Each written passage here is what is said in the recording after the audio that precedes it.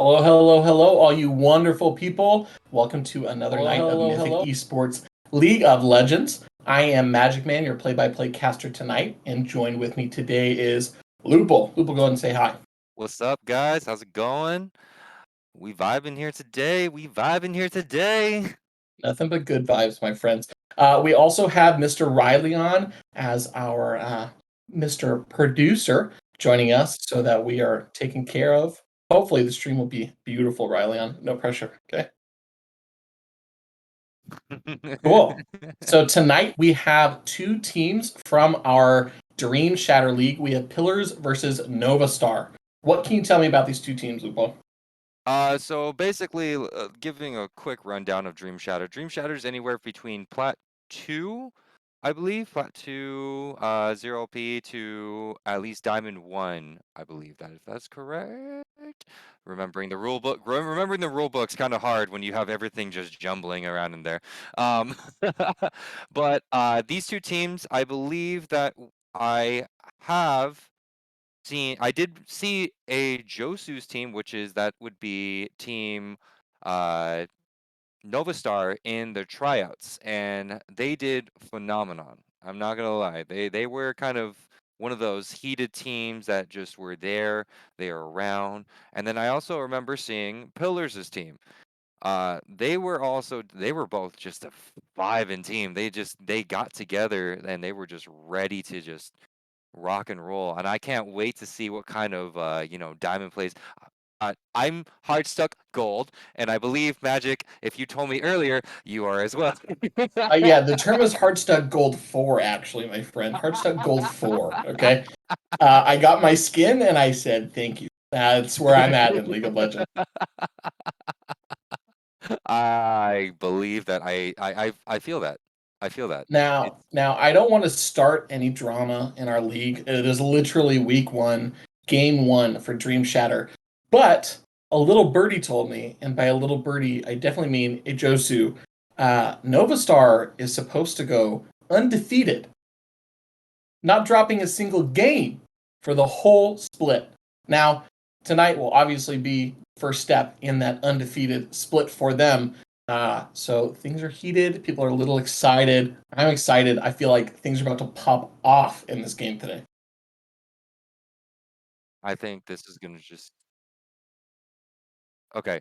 So draft should be starting soon. Just give us one moment to make sure that uh we are all set. All the players are ready to go. And I mean, I did some research on these teams. I did a bit of research. I see a lot of meta picks, but there is one thing that we have to remember. The durability changes. Durability changes were massive.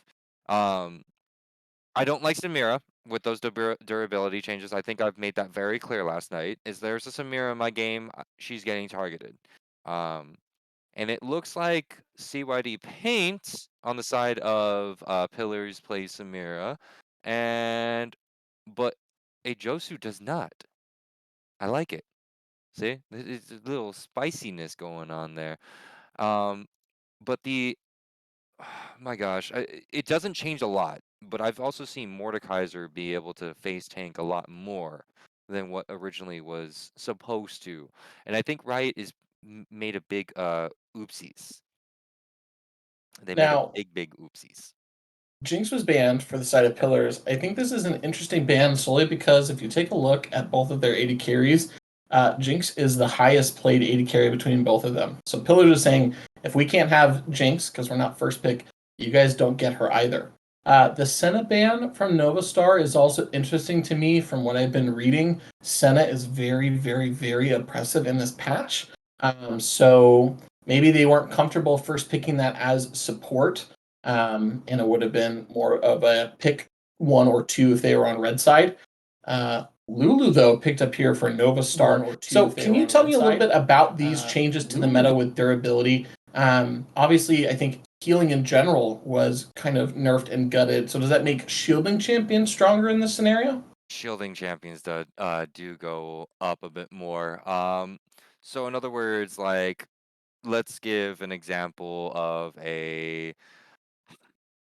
the Grievous Wound system got changed, the shield system got changed, heals, vamp, but the durability got changed for a lot of the 80 carries, a lot of the such as, oh God, how can I say this? The shielding was reduced by 10%. Okay. The healing was also reduced by 10% earlier in game and 28% in later phases of the game. Depends on the champion though. Omnivamp Yeah, reduced yeah, by yeah. 10%, so in other words, Reactin, all that kind of stuff is also going to get hit. But it's all those kinds of things. And then one last win was the Grievous Wounds went to 30%, and Enhanced Grievous Wounds went to 50% reduced. Uh, so in other words, it's just like, oh, okay, everything else is just tankier now, but a lot of things didn't take to the changes. Renekton's one of them. I've been playing Renekton top lane every once in a while. I know I'm a degenerate. I'm sorry. Rallyon's cursing me at the moment in time. So interesting pickup here in the Talia. So again, not being super comfortable with a lot of the meta picks right now for this large change in our meta. But I know that Talia and Senna are two of our champions that's already on Riot's hit list to nerf for next patch. So I'm excited to see some abuse of the really strong champions moving forward. And hopefully we'll see a good showing of Talia for sure. Yes, that I've seen. Oh God, how can I say this? Talia is one of those champions where I don't like seeing in my ranked games. We were rocking out, and all of a sudden this Talia was behind about 2 levels. Like jungle was going horrendous for her, and all of a sudden just fleet 360, just complete like 180, 180, 360. She 360 no scope does a lot. That you want to avoid that generally in the gaming sphere, so that doesn't sound good.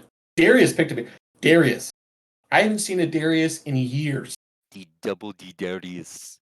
I'm afraid for NovaStar at this point because I feel like just picking Darius is a flex, dude. He's either gonna run it down top lane or he will straight up carry from the top lane.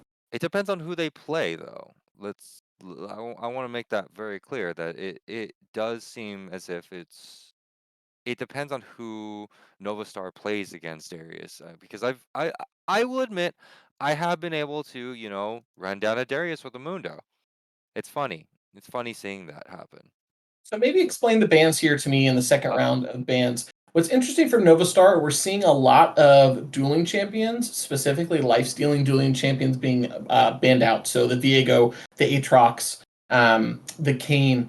If healing is not as strong, why do you think they're focusing that? Are those comfort picks for pillars, or is there a read on the meta that I just don't understand? From what I can see, that uh, Pillars rage quits, their top laner rage quits.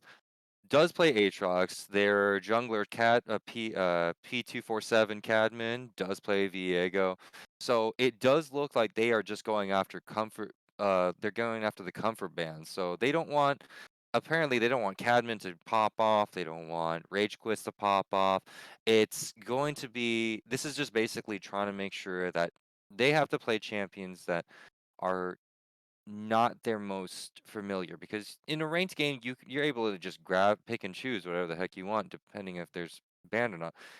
Here in the tournament scenario where you're in Mythic Esports, you will get target banned. I think one of our Stridebreaker teams, Fridge, was target banned a couple times, and it was I felt bad for him because he was forced to play for Orn top when he didn't really want to play Orn top. But this is just to make sure that, hey, I don't get to play this, so you don't get to play this either. It's the same scenario that you said. Uh, so we're gonna go down the line really quick for NovaStar. We have in top lane we got Dravoon, Cookie in jungle, Learning in the mid lane, a Josu in the 80 carry role, and Bash up in support. And then in the side of pillars, we also have in the top lane Rage Quits, like I said earlier. P247 Cadman's in the jungle. P247 Kaz going to be in the mid lane. CYD Paint is their AD carry, and Jabber coming as a substitute today for pillars is going to be the support. Um, we are looking very excited to see this. I mean, like I said earlier, Mordekaiser is kind of a big it's a big thing, but inside the jungle, if I'm reading this correctly on the side of Pillars, that Pillars is playing Mordekaiser jungle. Because we got Darius top, most likely, we got Vex mid lane, Kog'Maw to carry, Karma support. But I do like the fact that they were trying to figure out something to help the Kog'Maw hyper carry, even though, NovaStar took the Lulu. I don't think that that Pillars was expecting the Lulu first pick, but still, either way, the movement speed that Kog'Maw gets from the Karma shielding is really helpful. Helps with the kiting. But it does look like as soon as Talia gets in that backline, I don't think Kog'Maw and Karma are gonna last long. Um, Lilia, they have some CC. They have some on the side of NovaStar. They do have a lot of CC. So I have to. I have to say Ornn into Darius though. Not an easy matchup for Ornn, especially if Mordekaiser keeps coming top lane. I don't honestly believe this is going to be easy game for Javoon. That's just my. I mean, he might prove me totally wrong on this, but I haven't seen a Ornn versus Darius. I mean, Ornn may be tanky, but Darius, those 5 stacks. As soon as those 5 stacks starts happening, he gets a major attack bonus. So it's painful. It's painful. Yeah, I Um, mean, with Pillars, I feel like I kind of understand where the team comp is going. They have a long range engage with Vex being able to ult across, a good distance of a lane to be able to hit someone if she's able to connect with that ultimate. Karma is then able her whole team to move up as a squad if she can get that enhanced shield and everybody up. So they have an interesting set of engages. But I feel like I like Nova Stars better because they have a lot of chance to really pop people with the Talia knockup, with Ornn ults that Lilia can follow up on. And if we all know the 5-man sleep made famous by TSM, super strong, dude. Uh, mhm. where do you think we're going comp wise? Who pulled out the better comp in this draft? um, Honestly, for me, I think NovaStar can, even if it's a 4v5 team fight. I honestly believe that they can poke out better than Pillars can. Um, it depends on who Mordekaiser ultimates. That's the way the team fight's gonna go. If it if it's gonna be guerrilla warfare, NovaStar might be going for like a guerrilla warfare type thing. Uh, Talia just popping out of the. Oh wait, that's Talia mid. Yep. That's Talia mid. That's Talia mid. Yep. Okay, so Lilia. It depends on how the bowling ball rolls. You know what I mean? It really depends on that bowling ball that Lilia has, and it depends on how well learning is going to start. Learning is going to roam. Talia is a very mobile champion as soon as she sticks onto that wall. So I expect, this is just a prediction, I predict that they are going to have learning keep roaming bot lane, helping the Tristana start being able to move around a lot more because those jump resets, it's going to be big for the team of NovaStar. But if it goes south, then that may put them at a disadvantage until they get into later game. But Yeah. later the Yeah. game goes, we have more tanks on the side of pillars. So it's a vice versa. If the team goes away at NovaStar, cool. If the team goes away at the pillars, then yikes.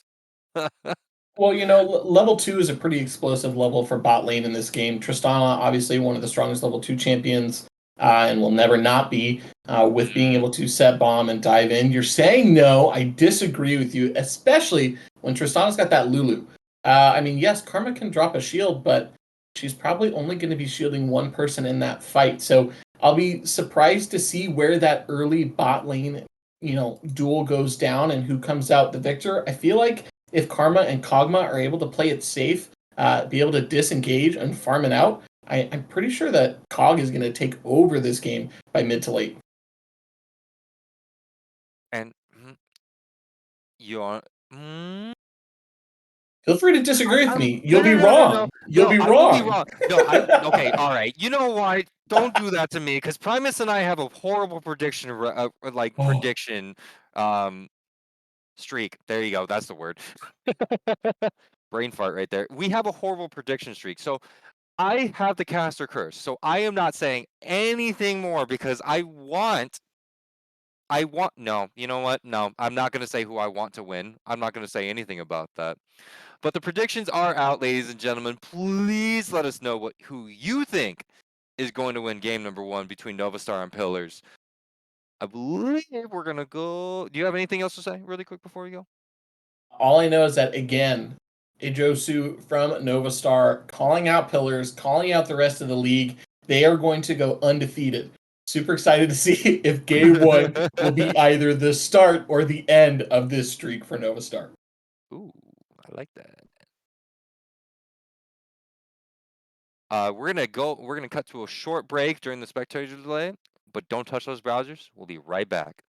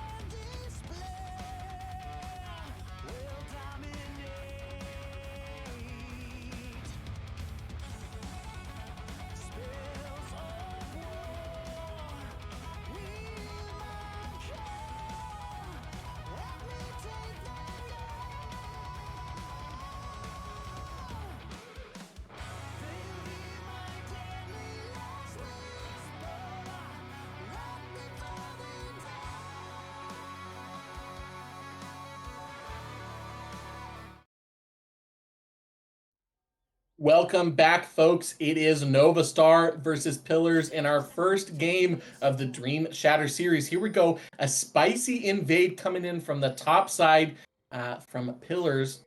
Do I I get to say see spicy more? invade. More? What I More? really mean is a spicy ward drop as they ward up that blue buff Aw. and run back to their side. I wanted shenanigans. I demand shenanigans. Okay, I'm sorry. Wait, I'm gold. I'm not allowed to demand shenanigans. Yeah, no, you got to demand good ward coverage, and that's when we'll get out of gold, okay? Yes, okay, all right. I'm Think sorry. like the I'm plat sorry. player that we aren't. You are correct, sir. But I love the 5 point. They're kind of like 5 pointing ish on the side of Pillar. I'm sorry, NovaStar. NovaStar is on a 5 point, and Pillars is just getting everything set up, making sure that nobody else wants to come over onto the other side. And into the lane phase we go. I love. I hate Talia poke. I hate the Talia poke. Okay, it's just so easy. As Well, long and as it's you're so with much better now. it is. Uh, heavy leash coming in from the bot lane. Yep, pretty standard blue side starts for both junglers Yeah. here. I'll be honest, I know absolutely nothing about Mordekaiser jungle, so you'll have to kind of fill me in as we watch paths here. Are we expecting a mid or top gank early? I'm expecting that since he started from the bot lane, he's gonna probably pass top side.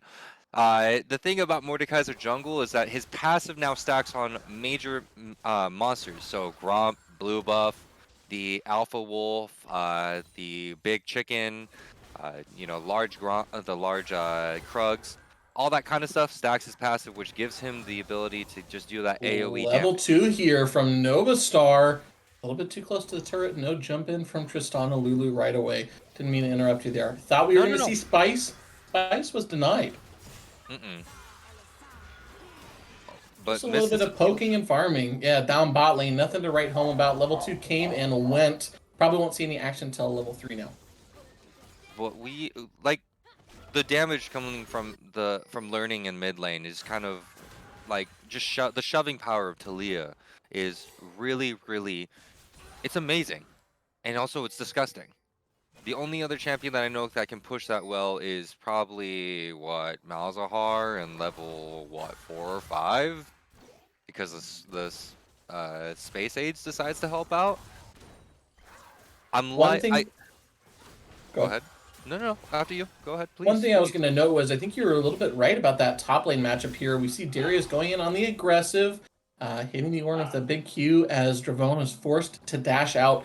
A large farm discrepancy already starting to make its way in the mid lane. Sure, 10 farm doesn't seem like a lot, but it's not as much as the Lilia jumping in, forced to kite out. Kog'Maw is now forced to flash and cleanse. He's still going to die to Tristana Bomb. Here comes Morgana. He's going to try to abuse this low Lilia.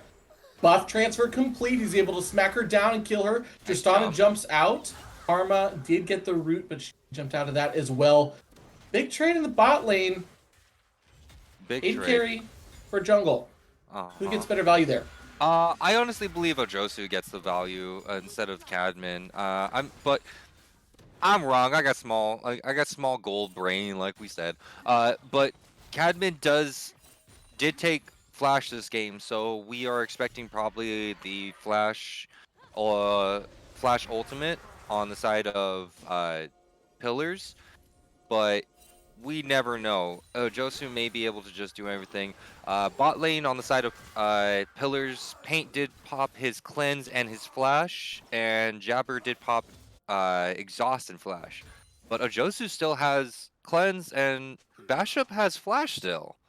I mean, Yeah, large summoner advantage, and Tristana did end up getting the first blood there, so she is going to come into lane with a pickaxe over Kog'Maw, which is a pretty big damage discrepancy. We do see Cadman here invading in the bot side jungle, trying to establish priority for his bot lane, as well as pick up a few extra pieces of gold as Lilia was dead. yeah, Lilia was also topside. They did see Lilia topside earlier because Darius was roaming a bit to make sure that he stole away the top lane river scuttle. So that was a good roam on Rage Quits to make sure to take that gold away from NovaStar. First dragon we're gonna see today is a Cloud Drake. What do you think? What are the chances? Snooze fest. What do you think? What do you think? Or Infernal Soul? We gonna see Spicy Infernal Soul for that? No, Gonna be rain, the water drake, all day long. We see Ghost popped in the top lane. Darius makes the Ornn trade his flash to get away from that fast and bleeding axe. Although we do see the top laners trading, Lilia and the bot lane here for NovaStar is on Dragon, and it looks like it's going to go uncontested. They are sitting on the Scuttle Ward, but nobody comes fast enough. Vex drops ult, but she misses here. Tristana jumps in on the aggression here, and on the Karma, double jump coming down. Kog'Maw trades, it's a 1-for-1. AD carry still alive here. Kog'Maw is now trying to auto-attack the... Oh, Lilia, they again trade. It is a 2-for-2. Kog'Maw passive, big damage, and a remaining Vex auto attack there picks up kill number 3. That is a 3-for-2 for the side of Pillars here. That's an explosive dragon play. Wow, Kaz with that roam from the mid lane, that was nice. Also, even though Kaz did miss that ultimate to begin with. Oh my goodness, look at this. Knockup followed up by the Ornn ultimate here. Darius is going to drop a Q and walk away. Luckily, big Cadman coming up the river, keeping him safe. We're going to see that Rift Maker pretty soon on Cad.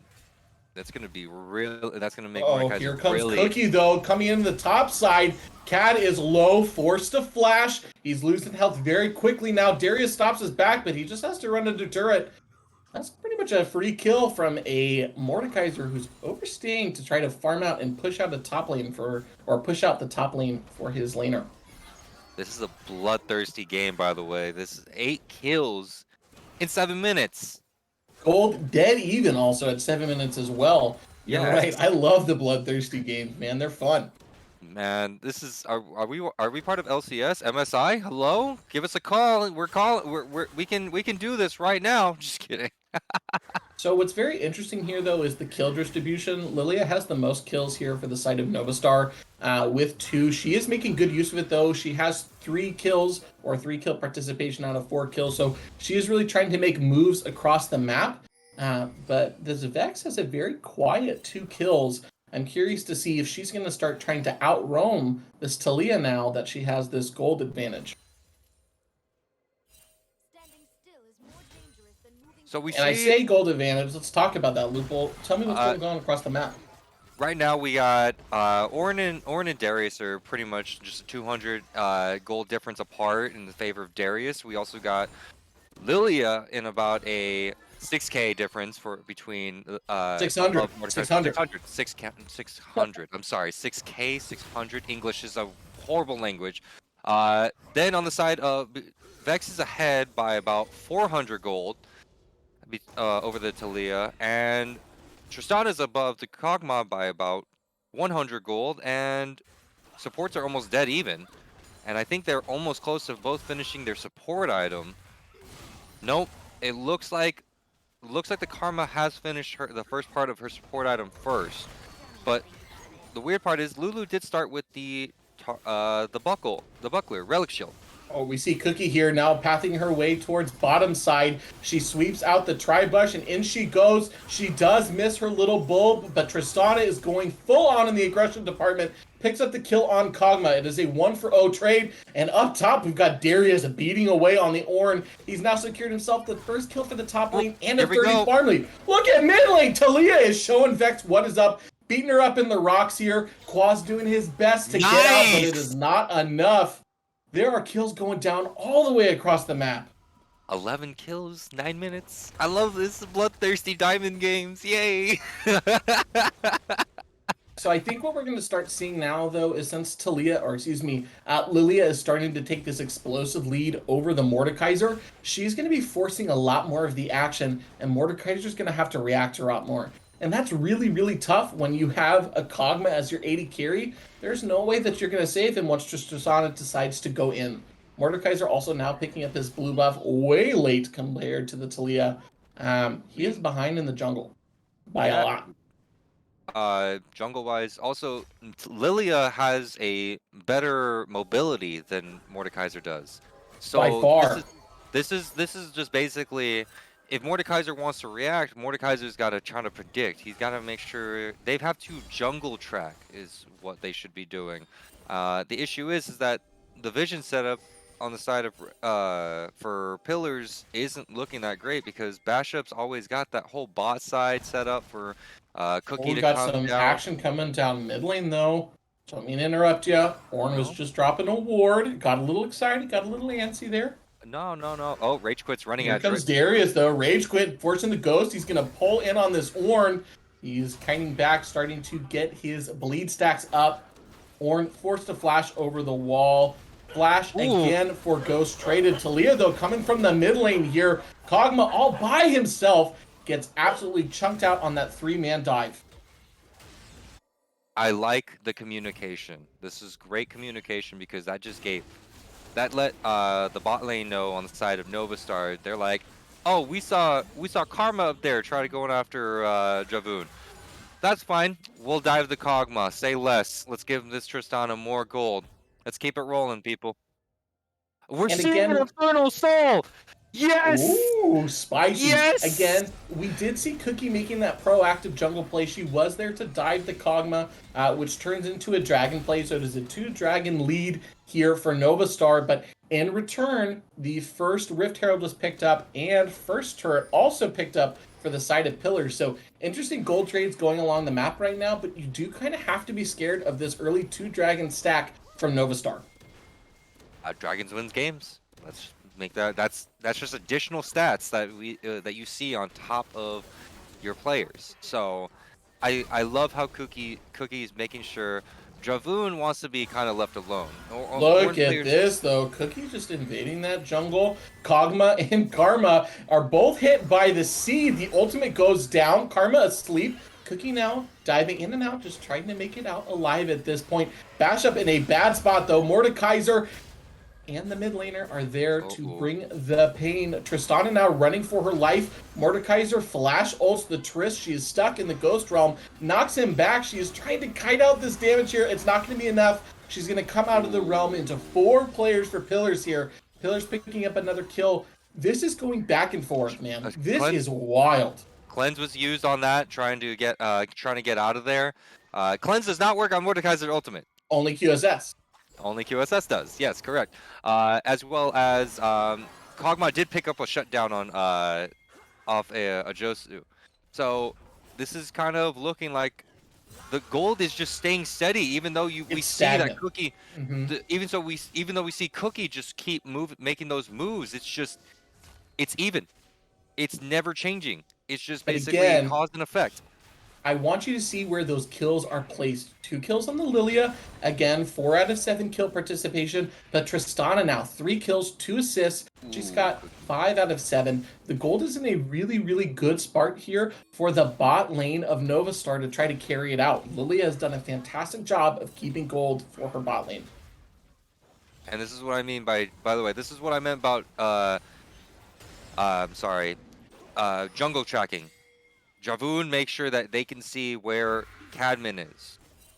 Where's Cookie? Cookie's on the other side of the map, probably about to make a move on that on Cadman's bot side jungle. So it's gonna be interesting. The junglers should probably start giving the extra buffs that they find to different champions. Oh, here comes learning, killing Yeah, Miss gods. Talia making Wow. fantastic plays Oh, here. Vex just makes it out by the skin of her teeth. Tristana now, though, making aggressive plays in the jungle. They do have some wards back there. This is wild, man. There is so much trading going on all over the place. flash handshake, by the way, in mid lane. So that's gonna be basically they have each other's cooldowns on set. So whoever flash comes up first, that's when the other one comes up as well. Think we're going to want to see Pillars trying to force some larger team fights now. Obviously, the gold is pretty even across the board, but this Darius has a massive gold lead on this Ornn. I think they want to try to abuse that sooner rather than later. It's still dead even with the gold. I mean, we just need, I think all NovaStar is really waiting for it to pull the trigger on is just getting that Ornn to level 13 and start handing out. After that, he's going to start handing out level by level that 1,000 gold upgrade. And that's really one of those things that just makes a big difference. I mean, especially if he gives the upgrade to, I don't know, Cookie first or even a Josu. It's just one of the things. And I think after as soon as Javun gets more items, he may be even able to tank Rage Quits damage. But it's Rage Quits. It's a Darius. We don't know what the heck happens after a certain item, but he did build the Stride Breaker, so I'm guessing. Oh, here we go. Oh, Rage quits, takes the plant, comes over the wall, basically takes half of a health bar from the Lilia here, but surprise, surprise, Ornn is in his own jungle, and we see another kill picked up here for the Lilia. A little bit aggressive, not enough vision for Darius to be that far up in the lane. Of course, there's more action mid lane. We see Mordekaiser going in on that Lulu. Wow. She is able to ult and flash herself out, so no kill Ooh, traded. oh, Lilia sees 4 players and keeping them all in her stones. The Mordekaiser takes her into the Delth Realm here. This is a duel that Mordekaiser 100% should win. NovaStar has just left this Talia to have no one to save her when she comes out of that ult. Talia does die, but the trade comes across. It is now 3 kills for 1 in the side of NovaStar. Things are looking a little bit more desperate now for Pillars as these crazy fights are coming out. that is a huge gold addition to NovaStar. They're up by 2K now. And now that just gave Cookie a 1,000 gold to go back with. Also gave Josu another 1,000 gold to go back with. Cleanse was also used by Paint earlier, just to let everybody know. Paint did try to get out of all that damage, but doesn't really help whenever you're, getting hit down, like getting rocks thrown at you. Getting rocks thrown at you. English, again, very hard language. Looks like I like what you're saying about this cleanse. I'm kind of surprised that Tristana actually takes the cleanse here. If you think about it, the only CC that she really is able to use it on super effectively is a snare that should never come from Karma or a fear from the Vex. So interesting choice of cleanse here. Not exactly sure, but what do I know? She's 5 and 2 carrying out of the bot lane. One thing I really do love to see about NovaStar, though, is they're being very, very clinical about their execution here. So they won bot lane. They take first turret. Well, I guess it's second turret because top lane went down for them. But then they immediately take that gold. They invade the jungle with vision on the side of pillars, and then they take mid lane turret. This secures them more ability to force the team fights that they want, and then secure Rift Herald number 2. So really, really solid execution of the macro game coming from NovaStar here. And not to mention, they also take team fights on a critical moment, right before a dragon is either spawning, or we might see a fight in Baron for Baron in about a minute and 30, minute and 20, after they, invade their jungle, get vision down. They're gonna Look be at this. trying to. 4 men roaming up from NovaStar here to try to take this top lane turret, the only outer turret left on the map. A sleep goes down on the Karma. She is absolutely collapsed on, nothing she can do. Darius now trying to hold this turret all on his own. I think he's going to get dove by the Ornn, not allowed to leave the lane here. Talia also still has a Rift. Oh, response. Big fight up here in the top lane. Huge Ornn ult knocking everybody up. We've got low health bars all the way across NovaStar as Kog'Maw comes in and trades. It is now a 2-4-3. In comes Kaz. Kaz is huge, dude. Look at that damage. Beautiful ult. Pinball back and forth. So much shutdown gold. The Mythic Esports ace coming across their pillars at the 19-minute mark. Gold. They're still down in gold. How is this happening? Bad call. Bad call on the part, most likely on the part of NovaStar. They thought they had it. But then all of a sudden they forget Kaz is in the mid lane. They didn't track Kaz beforehand because the Vex ultimate is maybe slow moving, but they were all bunched up with around each other.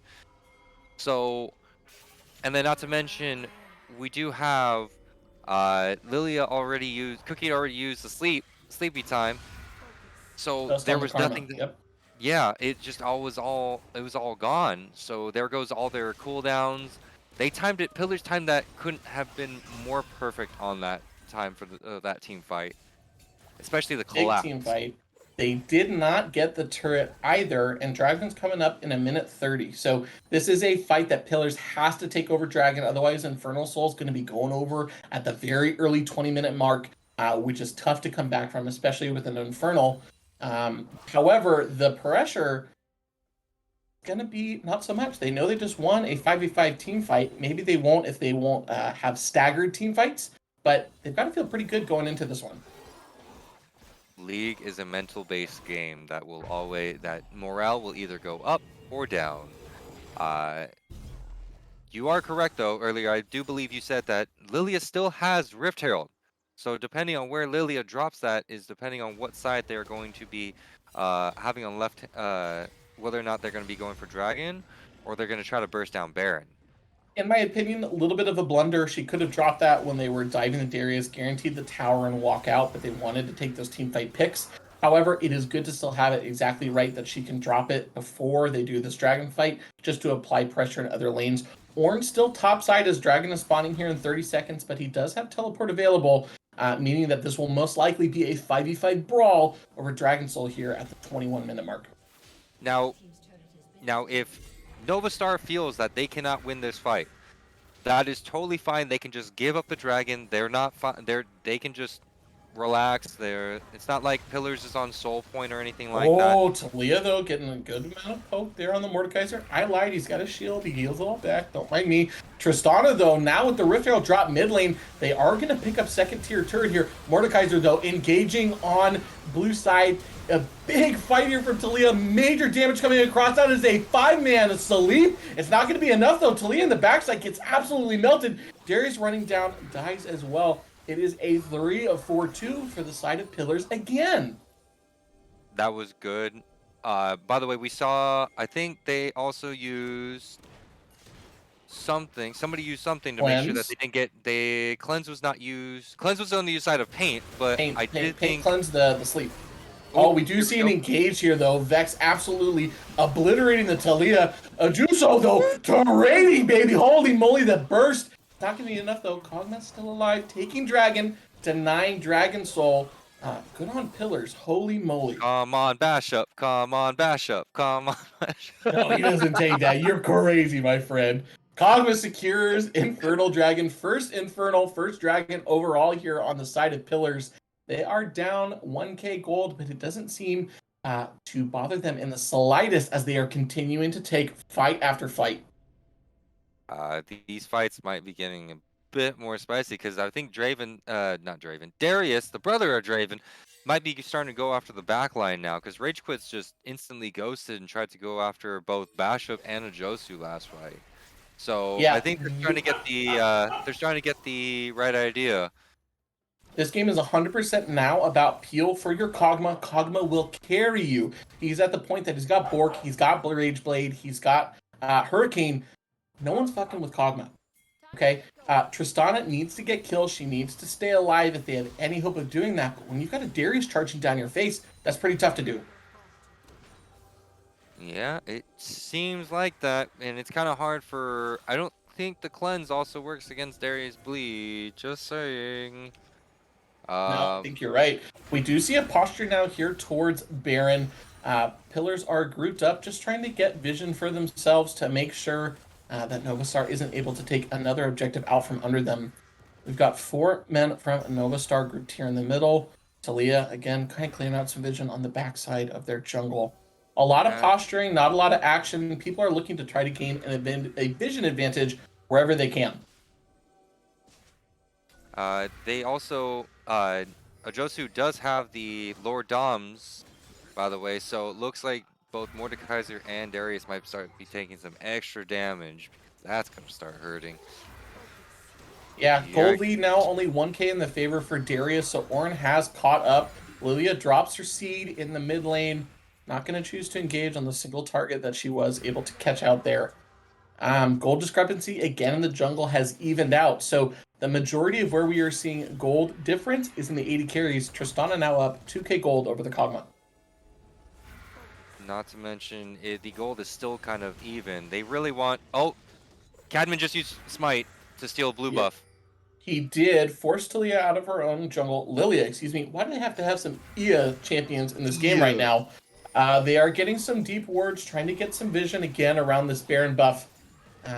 Both teams now are going to take a little reset. They've got some gold to spend at the shop.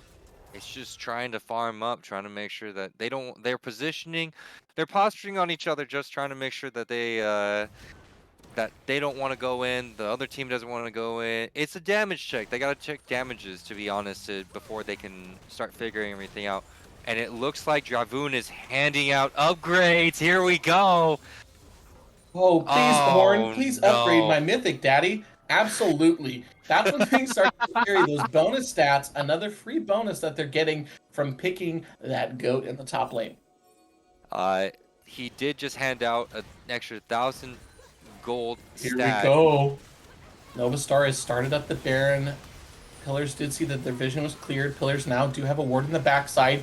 Baron now at half health. People are posturing, but Mordekaiser is still so far away. Talia drops a wonderful wall, Whoa! guarantees nobody comes in, and that is pretty much an uncontested free Baron here for NovaStar. That's a big oops from Pillars. Now, if they really, if NovaStar really wants to, they do have a great siege team, but at the same time, in my eyes, Pillars does have a lot of wave clear. So it's just one of those things where they just have to make sure that they go after the right targets, and the right target doesn't get Mordekai's ultimate. That is Because true.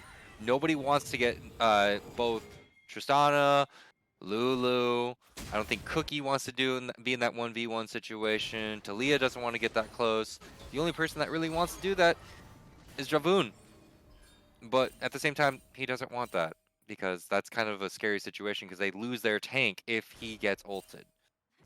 We So do see, in response to Baron being taken, Pillars does group up. They are able to take the outer turret middle. They now only have one outer turret on the map to take, and that's in bot side. NovaStar is again grouped up. Ornn is going to maybe push top lane by himself. He does have teleport available. I want to point this out, by the way. There has not been much of a gold difference enough for the objective bounties to be activated, by the way. True. Whole game. It's good. And look at this. We do see 3 members here from NovaStar almost caught out back in the red side jungle here. Vex is engaging, forced the gold out of Talia there. Ornn with an ult is able to knock up the Kog'Maw. Kog'Maw's asleep. He cleanses asleep. He's kiting back. Talia, though, picks up the rat in the back. Kog'Maw is dead. Vex is dead. And Lilia is chasing down Darius. Quarter of a health. He is able to get out, but that is a 2-for-0 in the favor of NovaStar. Uh-oh, Dragon's up again. Here comes Dragon Soul for blue side. There is nothing that Pillars can do to contest it. That is not a great soul you want on NovaStar. But they can't really do anything about it. It's just like, okay, we had a team fight. We did a damage check, and we found out that we do this much damage. Now we're going to do more damage than what we initially had. So, by the way, Ojosu was able to beat down Cadman inside his ultimate. Yeah, he's at the point where he can do that. He's got Kraken, Yep. he's got Lord Doms. Tristana doesn't care at this point. I think Nope. it's probably a mistake, in fact, to ultimate that Tristana. You probably want to pull out the Ornn so he can't ult, something like that. Ornn does hand out the next upgrade to Learning. So there we go. We have the Eternal Winter on Learning, and we also have the Worm Fallen Sacrifice on Ojosu. Where the next Speaking one will about probably... that, speaking about that last team fight, Pillars has done time and time again. Sorry about that. Can you hear them? I hear what? Oh, wonderful. They caught them out in their jungle. Pillars caught out NovaStar in their jungle. They have won these team fights consistently all game. Talia has the Zonia, goes golden, literally Vex ultimate done, and at that point, she's able to stay alive long enough for the rest of the team to get there. No more scrappy team fights. NovaStar knows they have the lead, and they're trying to push it. They are topside now, looking to take that outer turret. Things are looking bad for Pillars. Things are looking real bad. And they're just making sure they clear any vision that Pillars has in their own jungle. So, and they have a strong siege. Baron just ran out, I believe, but the gold difference is starting to widen. Finally, it's up to 6K. It's a 6K difference now, and objective bounties are up for the side of Pillars. So, I don't think that really means much anymore. Just saying. Riot does have amazing timing when it comes to that. Oh, There have and been... go ahead. I was just going to say, there's been 8 objectives on the map between Dragons, Barons, and Rift Heralds, 9 actually. NovaStar has taken 7 of the 9, so pretty much a dominant effort across the map to shut out Pillars here. Pillars has been playing NovaStar's game this entire time. They have. And there's just slowly and surely just split pushing, like Choking them two of out. them two of them are mid, three of them are top, and the Tristana can just, siege. Thank you, Cookie, for giving us the posture check, by the way. Just giving us some Tristana engaging on this Karma, who is all out by herself. Josu, again, establishing how big he is. They aren't able to secure this inhibitor. In comes the Vex, trying to do some damage for Stazonias. Learning coming Interesting from ult behind. from Ornn. There's a lot of damage, though. Mordekaiser ult again on the Tristana. Tristana trying to clean up here, though. Darius shuts her down. It is an ace. Another Mythic ace. This time from NovaStar, though. They're able to clean up. This is going to be the end of the game right here. This is the end of game 1. I do love that. That was amazing. Amazing team Dreamshatter fight. lead. Yeah, I know, right? Crazy.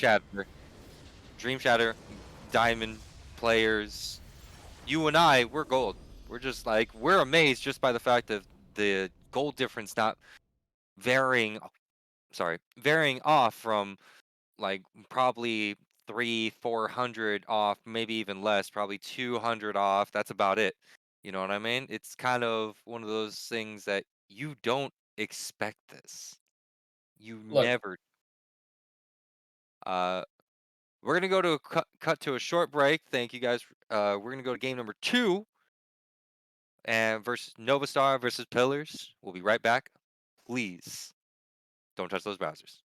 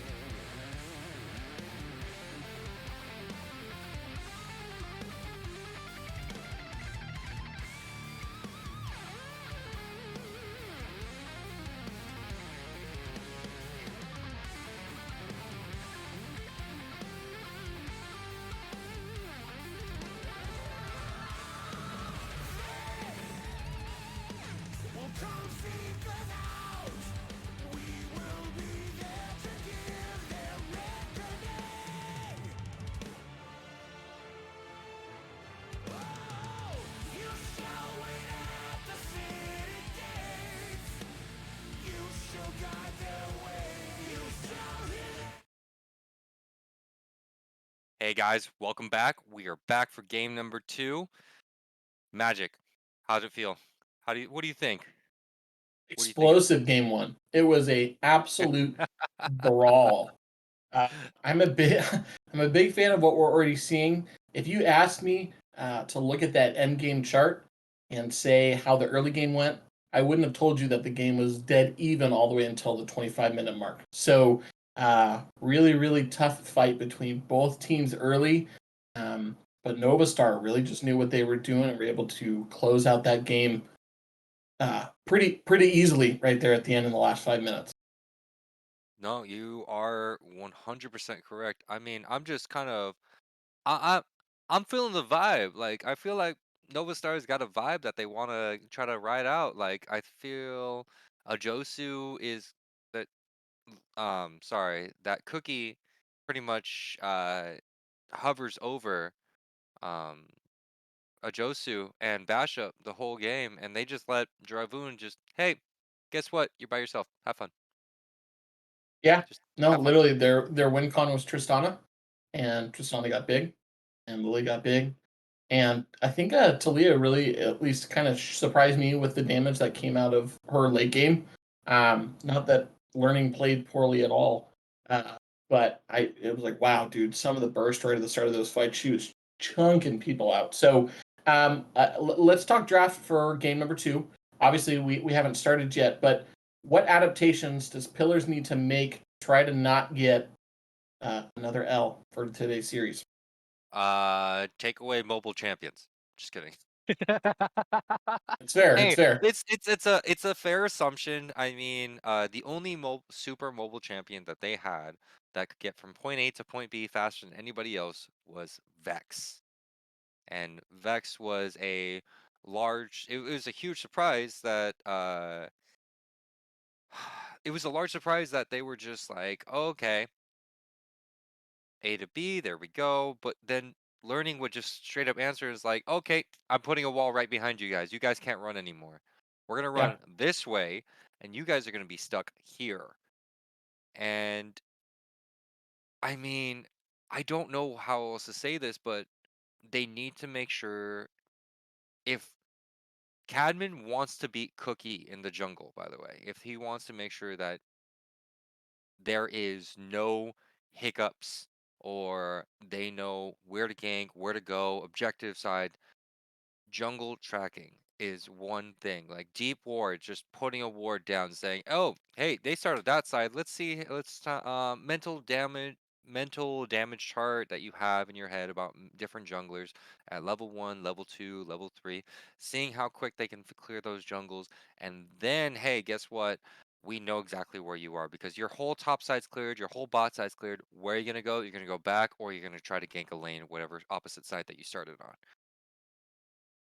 That's honestly the only way that I can see that uh Cadman being able to outgank Cookie. Um Mordecai's jungle isn't my top pick when it comes to that kind of thing because you want to as a jungler you could as a jungler I honestly believe that Cadman was trying to get that 1v1 scenario. But once the champions started getting bigger and bigger and bigger, it's hard to actually 1v1 something that can nuke a tank. 80 carries can do that later on in the game. Uh, even Learning was able to do that later on in the game.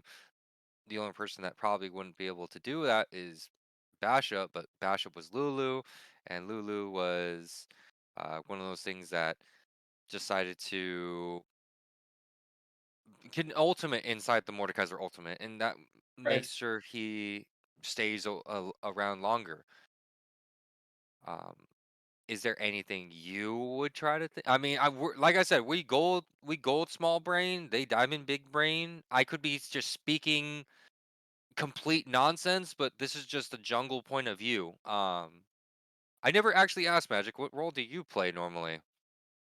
I normally play support, Okay. but I play bot lane in general. I am like literally probably Iron League, whatever the worst one is, wood. in all the other roles. So again, I'm not going to act like I know what's going on. Um, but that being said, I think that one thing that Pillars has going for them game two is they get one more ban. Woohoo! So they're gonna have four bans instead of five. No, they have 5 But bands. All 5 bands. All 5 bands are oh, good. they have all five. All Perfect. 5 Okay, bands so are good to go this time around. That was oh, a miscommunication. We apologize about that. Sorry. We promise to do better. no, I Um, mean that's good. So if I'm them, they can run it back and get rid of the two major threats that I think really hurt them, Tristana and Talia, or Tristana and Lilia. I think that again, you were right. Cookie just showed him how to play jungle and was there for everything. Like it was pretty scary. But that Tristana dude, like if you look at the damage differentials in the game, Tristana was at 30k damage, Kog'Maw was at 18, like almost double damage, which is not good. and it Not good for the side of pillars. yeah, it looks like we are about to start the draft right now. Uh, give us 1 second to transition over. But yeah, we're about to start the draft. I'm pretty happy with how everything is going so far with the fact of they now know who the threats are. That's kind thank you so much.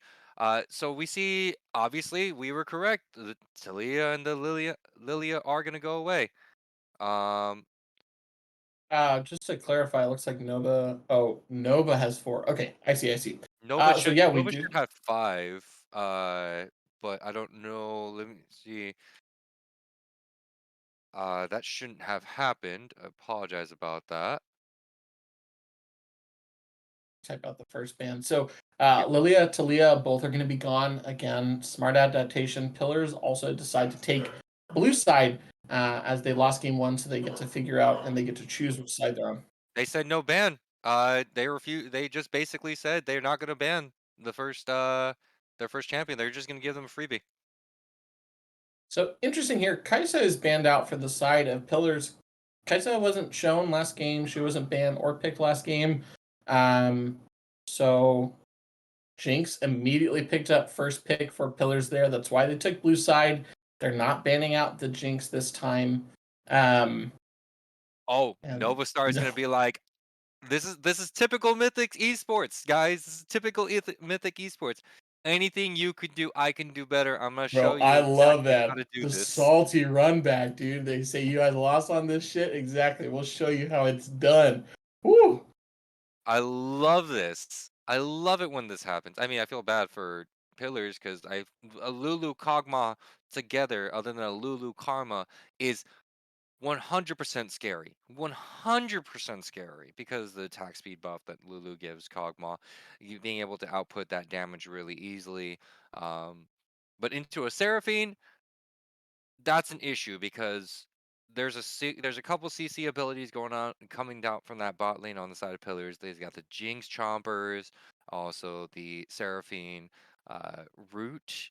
I believe it's called This is the very speed interesting. drop. It is, yeah. This is very interesting. So, game one draft, Zach actually ended up being banned by Pillars in the second round. They didn't want Nova Star to get that Zach. This time they're taking it. So, again, Pillars is playing a little bit of a you can't have it, we want it kind of Hmm. strat differential in this draft. So, Zach picked up. Zach, obviously, a menace in the jungle. We talked about needing some mobility to maybe answer some ganks. Zach is a great option. He's able to jump literally a screen and a half at the end game. So probably looking to be a high priority ganker, much different from game two. The response though, Hecarim from NovaStar. So tell me a little bit about that. Is Hecarim back in the meta? Obviously, yet another speedy boy, four Oh legs my again. gosh. It's back. It's literally back. The ability that the bot lane can't respond unless they ward properly. Same thing with Zach. These two junglers are going to be a major differential because I think they're both pathing bot side. They're both thinking, everybody's thinking, we're going to make sure that we are going to go bot side. We're going to make sure this is going to be a Jinx versus Kog'Maw kind of play style. And it's not going to go well unless NovaStar is the one to counter gank. Because the Zac into the Hecarim is going to, if the Zac initiates on the Hecarim, they win. If Hecarim initiates on the Zac, he wins. So it's like, I'm gonna handshake here. We're gonna do this. We're gonna look at each other and deep in each other's eyes, and we're not gonna decide on who's gonna go into what. You know Bro, what I mean? bro, this draft is spicy. Darius Shen banned out from NovaStar, Wukong Poppy banned out from Pillars. They grab a Zillion in the mid lane. So not only do we have a Lulu speed buffs, we have Zillion speed buffs. It's going to be one fast horse running around this map, but the Akali answered coming down from mid. So Akali looking to shut out that Zillion early and often, and again, Ooh, be roam potential here from Pillars. it looks like Mordekaiser's getting picked up for on the side of Pillars, and Oh, then there's the Olaf. Yes, the Olaf changes. I love them. I This love is them. a this is a wild draft, Lupul. This is wild. NovaStar says we don't care what you pick. We're gonna run you the fuck down. And here comes Olaf. Here comes Hecarim, all being sped up by Zillion and Lulu. That draft is bonkers. Yeah. By the way, viewers at home, just to let you know, we did have a bit of a roster change up on the side of Pillars. So Rage quit, and also I believe it was well, top laner AD carry have stepped out, and now it is Chris Christus Christus on the top lane, and also Cute Maid as the AD carry. So Oh, this is a big this switch up then. it's a big switch up. So we'll see how Cute Maid can deal with a Josu, and how Christus is gonna, probably bully Dravoon. I mean, Now, lay it on me in a little bit of like the back end terms. Are these e subs? Are these regular subs for their roster? the regular What's going subs for on? them rosters. Just Regular regular subs. subs. So we're looking to flex in other players to try to take a win for game two. I like that look from Pillars. Having a deep roster can be really good. But one thing I've noticed about League of Legends is sometimes it's hard to come into a game when you're cold. So I don't necessarily know if the swap going into a game, they're already down one, is going to be a great choice, but only time will tell. I mean, I honestly believe that they can be perfectly fine. I it they might have been doing a 1v1 in the background. They might have been doing something else. By the way, everybody, predictions are up. Let us know. What do you guys think about this draft? NovaStar's got a most likely an Olaf, a Hecarim, a Zillion, Kog'Maw, and Lulu. And on the side of Pillars, we see a Mordekaiser, Zac, Akali, Jinx, Seraphine. Let us know who you guys think, because this is a bit of a spicy, because I think that doesn't matter on who Zillion or not Poppy, Lulu, they're both Yordles. Lulu speed up. Either Kog'Maw is gonna hit faster, Hecarim's gonna move faster, and Olaf's gonna hit and move faster. So it's one of those things where I like this. I like this top lane matchup a lot more than I liked the last game's matchup, because Olaf's damage is a little more there than the Ornn. And also, I believe, if I'm correct on this, Twitch chat can help me out on this. Um, Olaf can ultimate out of Mordekaiser's ultimate. Yes or no? I do not remember off the top of my I head. don't know the answer to that. Yeah, that's a good question. We want to make sure that we know the facts here, ladies and gentlemen. We would like to know the facts. Now, So something that I think is important to note again for both of these teams, NovaStar this time with the draft, taking the carry potential a little bit away from their mid lane. Obviously, Zillion can do great things for team fights, but we're not going to see him kind of carry out of a lane or do insane damage until it's late again when he can get double bombs, right? But I feel like carry potential compared to the Talia a little bit lower. But this time they're putting Olaf on Dragoon. So he is getting the chance to shine in this game too, to be a powerhouse instead of that utility tank who is just layering CC and just kind of causing mayhem in the middle of those team fights. So NovaStar obviously pivoting the way that their team is looking and who's going to be able to carry them out of this game. And Pillars again with two new players. I'm not exactly sure what to expect. But these team fights are going to be really interesting. Zac, again, able to engage from far away. Pair that with a Seraphine where her ultimate can get extended through players. They've got a lot of really, really good CC that can hit you from a long ways away. So if Pillars is able to kind of catch out these team fights before they happen, they're going to have a good shot in this game. I do believe they do have a good shot. But we're gonna go on a short break. We're gonna be on the spectator delay, ladies and gentlemen, unfortunately. But don't touch those browsers. We'll be back shortly to see game number 2, Pillars versus NovaStar.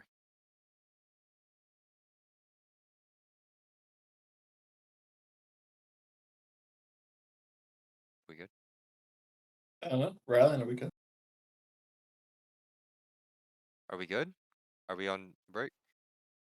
Oh, there we go. Technical difficulties, ladies and gentlemen. Sorry about that. We're gonna keep doing this for a bit, and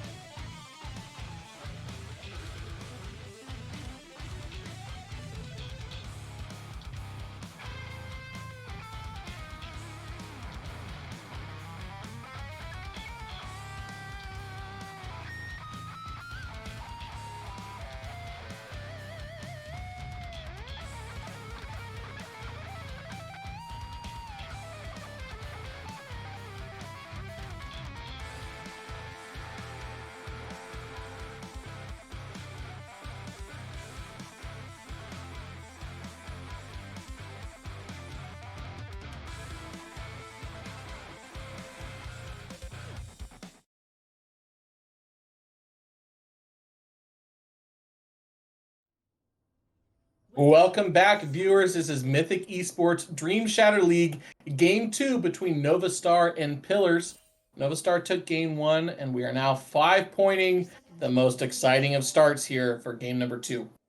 I am super excited, by the way. Super excited. By the way, thank you, Real, for letting us know Olaf can cleanse Mordekaiser ultimate with his ultimate.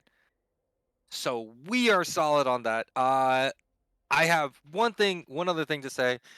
Wards are important from both sides this game. That's my thing on this, because Mordekaiser can run at you with the speed of sound, so you want to ward halfway through river, get your tri bushes, get everything settled, and then you also want to make sure that you make deep wards to jungle track. Jungle track again is very important for this kind of game, because Cookie did take Ghost, so Cookie is moving quick, and I honestly don't think that he's gonna give anybody any breathing room this game. I So NovaStar, their jungler, Cookie, starting on the red side for his early jungle. Looks like we might be having matching level 3 ganks here in the bot side. So things yup. to watch as they path. Hecarim literally backs right after red buff. Most likely going to head straight down bottom and start to do some work here. No, there's a reason why he backed. Let me in. He may or may not have forgotten to get his jungle item. Oh, I thought this was a really high level diamond strat. Turns out it was not. It's Um, a it's a big oopsie kind of strat. Learning Here we doing that see, damage. yeah, Zillion taking advantage of his level 2 early, dropping some damage. Seraphine now trying to play very aggressive, misses the root on the Lulu, but they do have the level 2 advantage down there in the bot lane. Cute Maid looking really aggressive and really confident on this Jinx. Gonna be a fun match to watch down there for sure. And I do like I said, learning new, like immediately. There is a certain range that you have to make. You have Oh, to. Kaz here doing a little dance, dropping Zillion down low. Not enough to kill though. Ooh. I think the jungler was a bit distracted to buy his items, from what we can tell. But Good word from red side there. They spot out the Zac, who's now passed down to Tribrush, looking to do a lane gank here for the side of Pillars. Hopefully Kog'Maw, Aegisu, and Bashup are going to see this coming, but maybe not. Zac 100% unspotted, though. His trinket does pick up the vision. They should have been able to have spot that if they were paying attention. Ward's going to go down. They know Zac is here. But Zac's still sitting around. here it goes. Engage Nice coming in. Kog'Maw forced to flash, though. Good reaction check. We do see a duel going down topside. Here comes Double Olaf flash. just beating down this Mordekaiser. Flash for flash. Yes! Lord with an attempted pullback. Olaf said enough is enough. Dragoon now taking down these early kills on the top side. First blood going over to NovaStar. This is a great thing. I love more Dragoon with the Olaf. That damage check is just like, oh, level 2, I got this. Say less. Level 3, I still got this. Hecarim now pathing towards mid lane here. Learning is trying to get the stun on Akali, does not. Kaz is going to stay alive, trying to hide in the shadow. In comes Hecarim, Ghost is popped. Zillion is forced to flash there. Akali is low, does a nice dance back with the E, and only gets out with flash. So, a lot of summoners being traded all across the map. Oh, Jungle no. pressure is a lot. A double root, though. Here comes Kog'Maw with no flash. He's trying to abuse the Seraphine, but enough is enough. Zac, full health, is able to CC them, and Jinx here picks up kill number 1, side of Pillars. Can I just ask a question? How long was Cadman sitting down there? Does it matter, dude? Holy moly. The tent has been pitched. The campfire has been lit. Cadman, living in the bot side, is able to pick up the first kill. Very good, too. Gold ended up, kill ended up. Jinx. Yeah, no, Cute Maid is this is looking good on the side of Pillars. Here comes Cookie, though. He is spotted out on a ward, but Mordekaiser Christus is up there very far. Cookie's able to knock him back with the E. He's trying to run away. I don't think Mordekaiser's going to get out. A lot of damage coming from Olaf. He finishes him off with a tasty true damage swing. Olaf, 2 kills. Dragoon showing us that both can be a submissive top laner and also a dominant top laner as well. I think they call that versatile. We do. We do. Having a large champion pool also helps.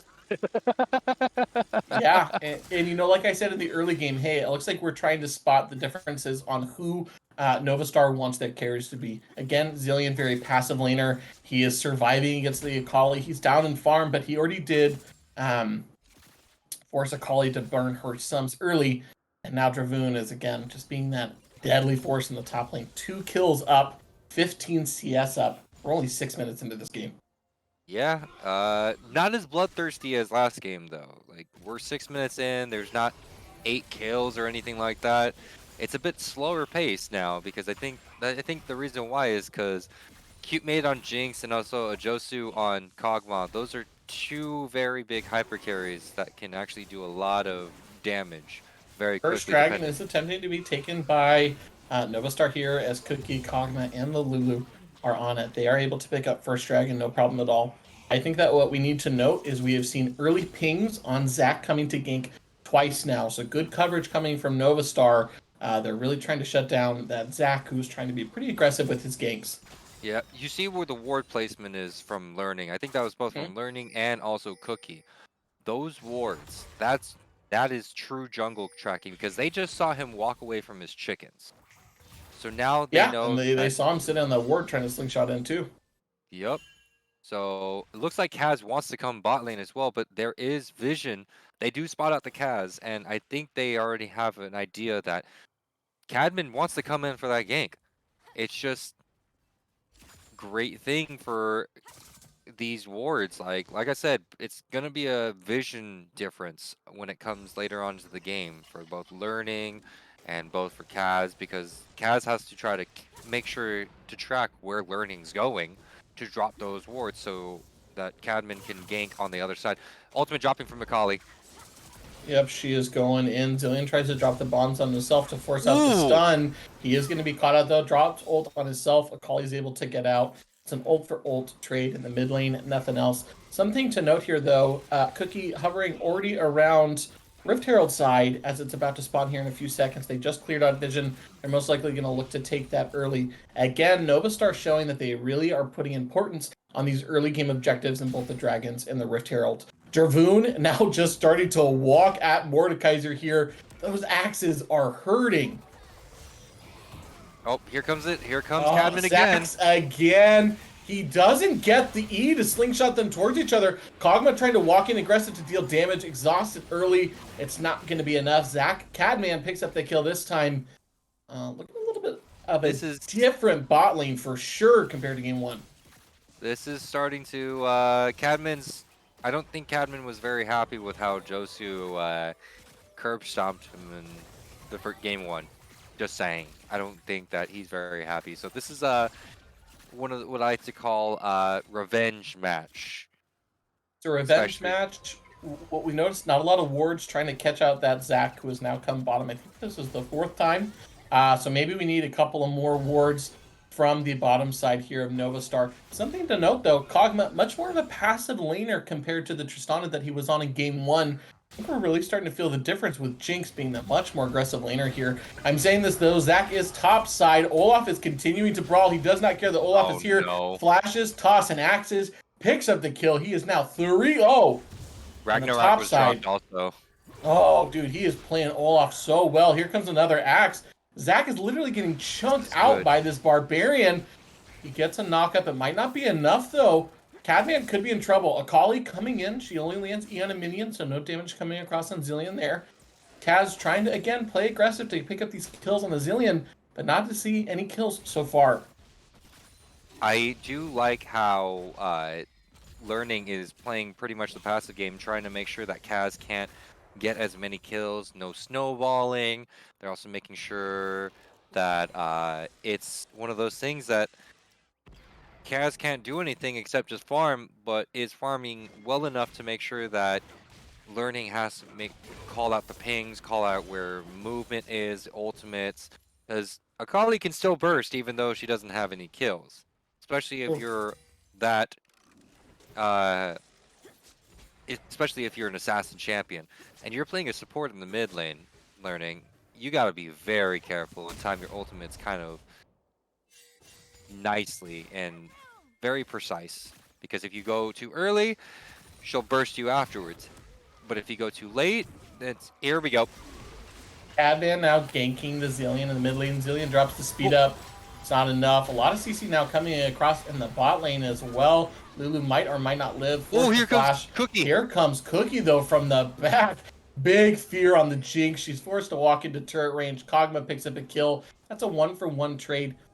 Let's talk about this, though. Cookie comes from behind them from the blue side bottom jungle. Look at the farm discrepancy between the Zac and this Hecarim.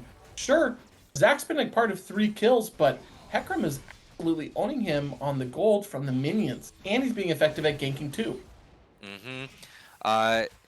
Again, it's the what the heck? Top laner Mordekaiser coming down for this dragon. They want this dragon. Didn't see the ward. Yeah, they all know you guys are in the bush. Dragon spawns. They've got 3 people there. It should be uncontested.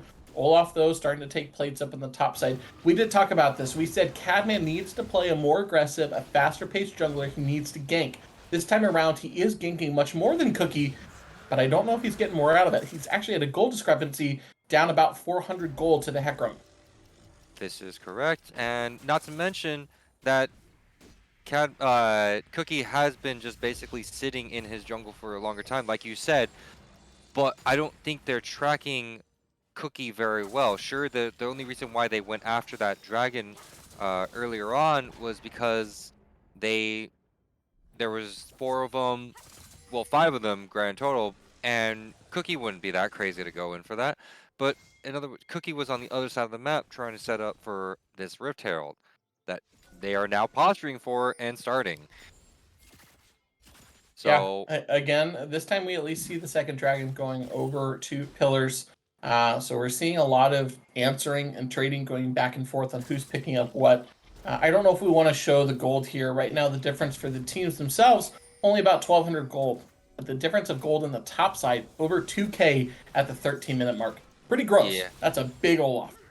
It's a fatty Olaf. And we can also know that I think they might be posturing to dive this Mordekaiser right here to make sure that there is nothing else, but Javoon's just running chasing him down, dude. At Chris, like, no, you don't get to play the game. You don't get to play the game anymore. This game is mine. I am the top lane. Oh, Akali engaging on the lane. Nice. Lands a great E. Big damage. Learning is forced to bust ult. Ooh, and flash nice to stay alive. He turrets. The turret shot picks up the Akali, but if there's not action in one spot, it is on another. Seraphine tried to get an ult on across the Kog'Maw there. Wasn't able to pick it up. Kog'Maw was forced to flash away. Those were some fast feet from Learning, my friend. This is good. Mind you, sorry, you are correct. Learning is doing wonderful, but Cookie having a big brain play in mid lane. That turret had 5 turret platings, and they didn't want to waste it on just a 1 turret plate in top lane because they already know, hey, Dravoon's got this handled. Dravoon's basically proxy farming now against Chris, and they could probably take that turret, but doesn't get the last turret plate, unfortunately. Yeah, right now, again, our gold lead just went from a 1,200 gold difference to about 3,000, so just doubled here in the last minute. Olaf is huge. He's getting fed off of kills. He's getting fed off of plates. And you're right, by dropping that Rift Herald middle, Cookie also able to pick up some gold as well. So things a little bit more desperate right now for Pillars much earlier on in the game. I don't know what they're going to do to be able to answer this Olaf. It looks like they're just going to try to keep feeding the Jinx while Cadman is posturing for another bot lane gank. From in lane. Come on, directed camera, show me the goodies. Thank you. Finally. I think they now know that they now have an idea of how it's supposed to go. If they step up too far, then don't walk forward. But it does look like... and Akali coming down. Akali actually going to go back middle. So right now we have Learning just hovering bot side with the assumption that Zac is still here. Japper missed the snare. Oh no, here comes Cad. Zac, though, with a nice flash. Cadman, good CC Javoon's across on the Kog'Maw. Dragoon is here. Kog'Maw saved from the Zillion ult, and now Dragoon is coming in and putting in work. 1Q, 1 kill, 2Q, 2 kills. He's got a double here. Zach about to fall, or at least to go down into passive. We're going to reset the turret aggro here and make sure we can pick up this Zach clean here. Woo, they do give that kill to Kog'Maw. Dragoon is unstoppable. 5-0-1, having a 550 gold shutdown available, and is able to do a lot of damage. I think they just don't care. They're going to go after. Turret goes down. Kaz is staying too long. He's going to die in Shroud. There's going to be a fun little duel here between the Hecarim and the Mordekaiser. Cookie's just looking to stall out this Mord ult here. Oh, no, he's not. He's looking to go for the kill. Oh, no. Mordekaiser missing all of his abilities. Chris, bye, Chris. Bye, Chris. You stayed in the Shadow Realm while Cookie came out of the Shadow Realm fully ready to rock. Wow. This is a 8k gold, almost a 9k gold difference. Getting does land the ultimate here on the Zillion. Zillion is forced to ultimate himself. He is going to resurrect. Most likely going to get caught out here, but here comes Dragoon. Cadman now in the fight, but here comes Dragoon just running it down. Pops the Ragnarok. He is charging it down. Jinx again from Olaf, just smacking her in the face. No. Double kill. Zach healing. But he is shut down. And Kali picks up a big kill. She is able to ult to get out. Kog'Maw picks up the third kill here on the back end. Dragoon is making plays across the map. That's a 550 gold shutdown going to Kaz, by the way. But Dragoon still has 150 gold shutdown on him.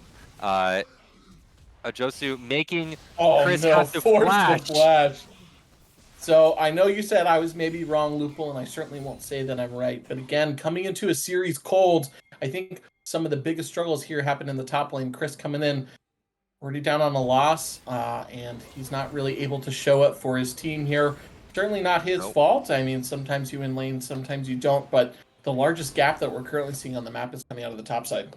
You are correct. I will say this, but this is massive now because Ajosu just got finished the Hurricane, has Rage Blade, has a Lulu. Here comes the damage, ladies and gentlemen. We saw this gold differential at the end of that 30-something minute game last time. We're seeing it right here at the 18-minute mark. NovaStar has done a great job again securing that third Drake, and they are posturing to pick up this next Rift Herald as they have a majority of their members on the top side of the map. Olaf now also getting free reign to just take gold, minions, and turrets in the bot side. Oh, here comes we do have an engagement, though. Cadman comes in. He does miss his knockup and his pullback. Cookie and Kreese are now dueling again. Cookie this time forced to ultimate out as Jinx was there as well. Seraphine misses the ult in mid lane.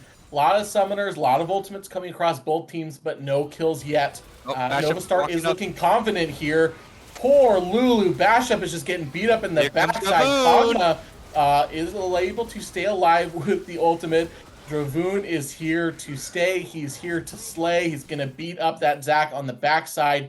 I'm amazed that Kog'Maw lives that, but here we go again. Here comes Cookie. Here comes Cookie. Oh, Lerny's making an aggressive play. No ultimate. He tries to get the stun. No stun. Cute maid trying to kite out this Hecarim. It is not enough. Cookie now going in, going to be able to pick up the kill on Akali. That is a 4-for-1 in favor of NovaStar. That was so nice flank. Oh, Cookie making that flank play. Dragoon coming in with the teleport in the mid lane, just cleaning up Cadman. Oh my gosh, that's a 10k. They thought they had the numbers. They thought they had it, but oops. Olaf has had TP this whole time. Surprise, surprise, he runs it in and runs it down. NovaStar cleaning up game number 2.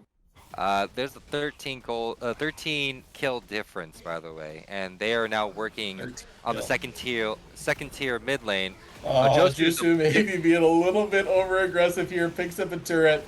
He is just absolutely bursting down the Jinx, but he is able to stay alive. Cute maid there. Doesn't even get the kill. It went on to Cadman. That is unfortunate. Cadman sees Dragoon, says, "Nope, you can have that. Bye." And, yeah, there's a lot going down on these. I don't necessarily know if that death was the best thing there for Ojosu, but he is able to again pick up a turret, and the gold lead is 10k. 10k gold lead at the 20-minute mark. Yeah, That's a lot. I think that if they can get 1 or 2 picks right here and right now, I do believe that they can posture for the Baron because they do see Kaz in the bot lane against Learning. Learning does have teleport, and Cadman's also in bot lane, but I don't think he knows that yet. Nice Here it is. Everfrost. Dude, Learning is a speedy boy. He does drop the Yo! Everfrost, gets the slow, flashes and ults are coming across from Akali. Learning is forced to ultimate himself. He is going to Jaboon's stay here. alive. Zach is gunning a good jump, gets out of the turret range with just enough health to live there. Cookie trying to navigate his way through these dangerous waters. Ults coming across the board. Jusu and Basham are here to back up the Hecarim. First kill goes over to Kog'Maw. We're again having this beautiful Mordekaiser Hecarim duel. Oh, Hecarim still coming out on top. Dragoon now pushing it down bot lane, taking turret. He does not care. Kills the Kaz with that beatdown, uh, tossing his little hammer. turret, what's a turret? I'm sorry, does Jaboon see turrets? I don't see a turret there. Do you see a Here turret? comes Cadman trying to make something else happen again. Dragoon picks up the solo turret. He is going to want to try to fight somebody here. He turns his sight on the Oh, Jinx. Cadman just yo, running the back from healing! behind. The burst from Dragoon, though, Oh amazing. my Clutch gosh. traps, clutch flash from Cute Maid. Picks up a big Oh, shutdown there. But this that is is a one-man shutdown in a turret and trade for a Baron. that's 1,000 gold going over the Jinx, by the way, ladies and gentlemen. That's 1,000 gold. That's a new item, by Durability the buffs? way. Somebody durability buffed an Olaf? Oh, no. Did they durability buff and Olaf? I need to check now. I'm actually quite concerned. I don't want to keep bringing attention to the large gap that's happening in the top lane. Olaf has just completed his third items and a spectral. Mordekaiser just completed his mythic. So we do have a large differential. Here comes Cookie ulting across. He's only able to pick up Chris here with the fear. Cookie now dueling in the backside. Jabber forced to flash away. Akali trying to come in and burst the Kog'Maw. Kog'Maw has a Pocket Lulu, keeping him alive. Wow, Pocket Lulu, Pocket Zillion ultimates him, keeps him alive. Here comes Cookie. They pick up that free kill on Chris. It is a 4 Feed. for none. In comes Cookie, picks up the Jagger. That is another mythic ace for the sides of NovaStar here. Ka-chow. Lightning McQueen coming in, ladies and gentlemen. That is, and the new name of Lightning McQueen is Cookie. Yeah. Again, after watching game one, would I have predicted this for game two? Absolutely not. But Dragoon is putting on a clinic for top laners, showing you how to play a very aggressive champion at a very high level here. Yeah, and they're killing it with they're ending it with Shelly. Let Shelly dance. Please Let let Shelly Shelly dance. dance. Indeed, Shelly is fights are still. dancing. Wow. Shelly is dancing, ladies and gentlemen. I love the dance of the Shelly. Oh, oh, that was a beautiful, beautiful game. I love it. So 2-0 on the side of NovaStar. Uh, Holy moly. I What an think explosive game two. I think Ajosu really, you know, was handing out pretty much all that kind of stuff right there. Um, Ajosu said, you told me Ajosu did tell you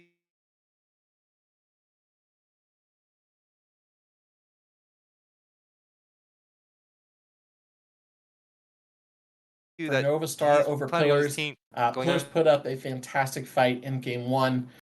Game two, things changed a little bit. Let's start getting our MVP vote up there. I know that's something that's going to happen soon. After game one, after game two, Lupul, who do you think took MVP for the side of NovaStar? Side of NovaStar, I would have to say Javoon. Javoon has to have my vote. No, honestly, he got no attention game one. Still was able to come out on top, even though he was up against a Darius, and played properly. Made sure he didn't overextend, didn't really give too many kills to the Darius, and also once he started playing part of the team fight, was able to start helping playing the CC chain. Uh, my second pick, to be honest, would probably be learning or no, I would say Cookie. Cookie. Cookie would be I my agree second with pick. you. Cookie I would be my think second that pick. I think that NovaStar, their whole team played great across both series. But I agree with you. Dragoon is such a great peace player, or at least he was in the series. First game, they said, we're going to give you 0 resources. Please play safe, be a tank.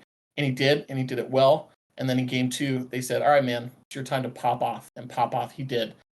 Cookie, though, was the enabler across both games. I think Cookie really showed up for his bot lane and his mid lane in both games. So if it doesn't go to either of the two of them, I don't know anything about League of Legends. That being Right? said, Ajusu again super solid in both games. He carried on Tristana in game 1, and I dare say he survived long enough to carry in game 2 because I don't think I would have called it again from watching the game, but he had the highest damage stat coming out of that game. So damage not always necessarily an indicator of who's the best player, Yes. but he really swooped up damage there towards the end. He had that pocket Lulu played by Bashup and that pocket Zillion. I think he got ulted by both of them in like 4 team fights and just never died. It was Yeah. gross. That literally is one of the best parts about having the ability to always have 2 supports in hiding behind you, because you got 2 supports behind you. Guess what? Hey, I can play aggressive. I can play aggressive. What do you got? No, you guys got nothing. You guys got 1 support with 1 like 1 mass CC. That's all you guys got. Yeah, I without Akali being able to shut down that Zillion early, I wouldn't say that Akali was irrelevant, but I don't think she was able to do what she wanted to do for that whole game. And then Zach, he tried. I can't fault Cadman for trying it all because he had some beautiful ganks in the mid lane, some absolutely beautiful ganks in the bot lane. He was forcing plays. He was making things happen, but it wasn't enough to stop what was happening in the top side. And obviously, Cookie made some great ganks too. Yeah, no, you are 100% correct. The Cookie showed us that mobility champions and also still again jungle tracking is a massive, massive point of thing that people need to do. Cookie was basically uh was playing mind games with uh was playing mind games with Cadman. Cadman really had no idea where Cookie was, but Cookie knew exactly where he was. Um, I'm also MVP MVP pulls up. poll is up. Yep, Uh, halfway across. Ooh, we were we're looking. wrong. The fans, a lot of AJ fans out here. Yeah. Close to 5 for Dragoon. Before 7. before we bring AJ or maybe even Javoon, if it changes, um, there's one thing I would like to say. This game is a lot of mentality goes into this game. This game is a mental diff. So if you start getting upset and stuff like that, it is hard to even get away with playing this game. But if you just sit back and have fun, like I'm guessing these players really had a lot of fun. It's not gonna you can brush it off at the end of the day. It's one of those things where you can enjoy it. It's a video game, guys. I know it's a tournament, but it's a video game. I want that to be very clear, please. It is a video game, but it is a video game that NovaStar won really, really, really Yes. hard tonight. So, Thank you for again, reminding me. congrats to both teams. What a crazy killer series. Um, and what an awesome opener for our Dreamshatter League. Honestly, explosive game 1, explosive game 2. This is going to be a league to watch. This is the Dreamshatter. Yeah, if you guys cut it dead even with Javoon and Ajosu, do it. I mean, if you guys really want to hear both interviews, there we There go. it is, 9 and There it is. 9. Just a tiny bit left. Let's see what goes on. I don't know if we're allowed to Uh, vote, but I did. did oh Oh, perfect. Oh, he's gonna squeak it out here, I think. Nope. Okay, get those oh MVP votes in. Get them in. oh, here we go. Oh, Javoon is gonna get away with it. No, someone's being greedy there. Oh, Cookie with the last minute Cookie with the surge. last minute vote. Oh, Okay, but it's all not right, enough. all right. Give me 1 second. We're gonna get Javoon in here, but I honestly, in my book, I think Cookie should have gotten it. Just saying. Just saying. Because junglers get no love. It's always jungle diff. Just kidding. It is true. It is true. All right, we're gonna pull him in. Give me a second. What's up, Javoon? Yo, what's up, guys? What's up, dude? Hey, how you doing, man? How you We- feeling? Feeling pretty good. We played pretty well both games. I I love it. agree with you wholeheartedly. Yep. I love it, man. It was a great thing. Um, so I have a couple questions. Yeah. Also, Magic's got a couple questions, but one of my major questions would be, uh, because those durability changes, I did bring those up earlier. Yep. Those durability changes, how do they feel in the top lane? Amazing. Everybody feels tankier, and now that Olaf has changed, and he's like even more tanky, like he's just like unstoppable right now. Yeah, that And was and gross. That was a disgusting game. they Yeah. blind picked Mord, and it was like the most strange thing ever. So I was like, all right, this is like perfect Olaf game. Hey, No, we're not bringing that up. I can't hear you. we Sorry, do we? Rylion's talking to us in the background. Do you- Let's talk about drafting now that you're bringing that up in the top side. So game one obviously went the way game one did, but in game two, you guys did that salty run it back where you picked up that Kog'Maw and you swooped it back after they had just lost on it in game one. What was the idea going into draft number two? Was that kind of like a mental game, or did you really want the Kog'Maw? We wanted the Kog'Maw, but then they took it, and I think Kog'Maw's like only good with Lulu. So the fact that they just took it just to BM is kind of dog shit. Not gonna lie. No, I don't know if it's you're. I don't know if you're allowed to swear, but yeah. Go for it. just Yeah. don't do it too much. Just don't All do it right, too all much. right. Yeah, but I think that picking like Cog on his own is really bad, and we just took it to show them how it's done. So Okay, Hey, all that's right. respectable. yeah. One of my things is Ajosu brought up a little something to Magic earlier that he feels that you guys are going to go complete undefeated on in the Dreamshatter. Yeah. I don't see a You team beating us. you you don't see a single team beating you. No, we're probably never gonna lose a game. Is Mythic that Spice. Mythic Spice. is this Woo! for sure? Like you are 100% positive. Yeah. How often do you guys play together a week? I'll be honest, not very much. What? I'm sorry, what? Yeah. We play like sometimes obviously, but we don't play like every day religiously. Like yo, we got to get on at 8 every day to just play. Nah, like we just like we know how we want each other want to play, and we just play. Okay. All Like right. we're probably not gonna drop a game. I'm gonna be real. Okay. All right. So you No, guys heard it here. they did. Javoon and NovaStar is calling it out. Do you like they don't honestly don't believe that they're gonna lose a single game. I would like to see a Dreamshatter team take at least one game from them. Probably not going to happen based on Probably what not we gonna saw happen, but today. I would still like to see it, please. But And hey, no Dragoon, throwing games. No throwing games. Yeah. Dragoon, I got some questions for you. So game one, Yeah. you guys pretty much had a dominant control over the map, at least when it came to objectives. You guys picked up all but one dragon. You picked up Baron. You picked up one of the two Rift Heralds. Kind of walk me through that because gold was really close for a majority of that match. How does that play in you guys' head mentally? How do you guys strategize? What was the game plan before and during the game when that was happening? So we were a little bit behind at first, but like we know how to play from behind as well. Like it's not a big deal, and like our comp was just better. Like their comp was very like solo queue-ish, and it only works if you like are super ahead and you can just like kill everyone. Yeah. So we played the map really well, and we just came back from that. Yeah. Okay. Awesome. All right. Yeah. I mean, I've got no other questions. Do you, Magic? I've got one. So Oh fill no. me in. I don't know a lot about this new change with durability. Obviously, you think it favors top lane, which is I hate it. I thought it was supposed to favor every lane but top lane, but fuck me right. I also Um, think ADC is broken now because of it. Just so you're it saying. does feel Yeah. that way. It feels like ADC it's is a going back to garbage protect lane. ADC. ADC is the most broken role. You can tell Josie that. It's the most broken role. What is going to be something that we're going to see? Is there any spicy picks that we should expect from your team, from anybody else that we didn't see today? Oh yeah, we got a lot of pocket picks. Don't you worry.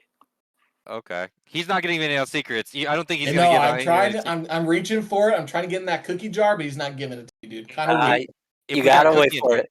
if we got Cookie in here, he'd probably tell us. Not gonna lie. Yeah, Cookie would have given it up, but that's okay. We don't have to give up all of our cookies today. Dravoon, thank you for joining us for that interview. Fantastic game. Congratulations again.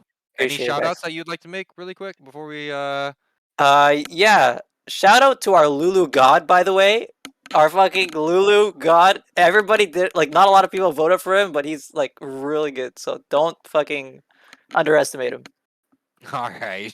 All Bash right. up, All right. I bash up, appreciate support, love, baby. bash up Yes. all you, bro. All right. Cool. Thank you so much, Javoon. See you next time, okay? All right, appreciate it. Thank you. Later.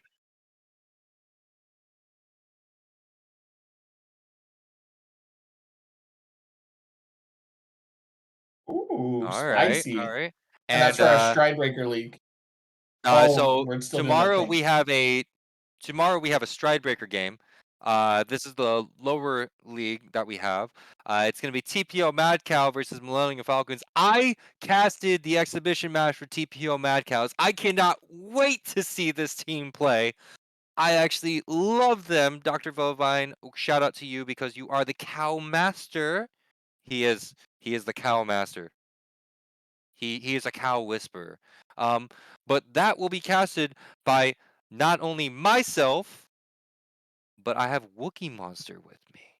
Oh, the Yo, grace of Wookiee. the grace of Wookie with me. Like what? I have Wookie with me? This is insane. And again, that's tomorrow at what time? This is gonna be 9 p.m. EST. For those of you with me on the PST, it's 6 p.m. 6 p.m. EST. So West we're Coast, good. Best Coast, baby. Yes, thank you. Yes, 100% agree. All right. Uh,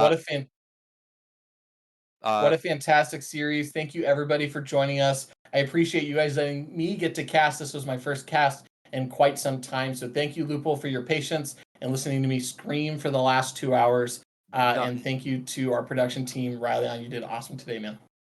Not at all, my friend. Not at all. I do love casting with you. I hope to cast with you again whenever you have time to come back. Please come back. Yes, sir. All right, All right. everybody. Thank you for tuning in. This was Mythic Esports and our Dreamshatter League. Thank you for watching. Have a good night. See ya.